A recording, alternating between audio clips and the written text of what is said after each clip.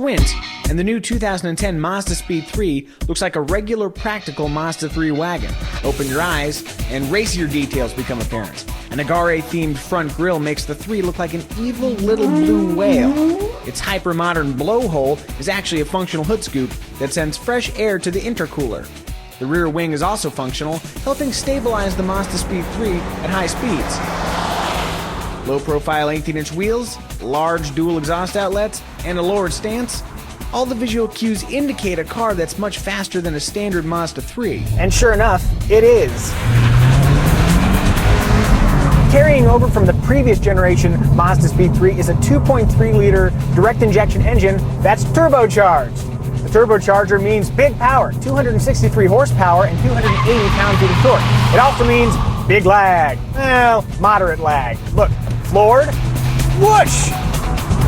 The downside is waiting that brief moment for the power to kick in. Upside, when it kicks hard.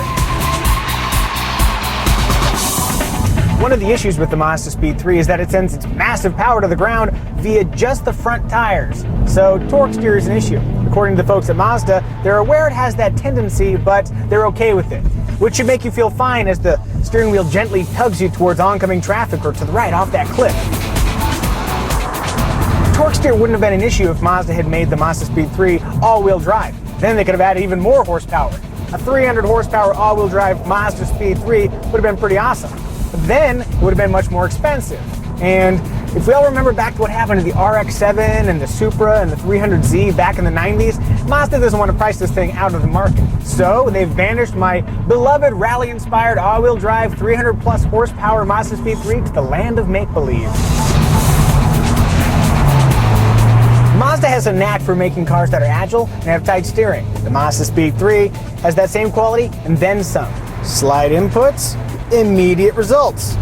Forget about the horsepower numbers, and the Mazdaspeed3 is still a really fun car to drive.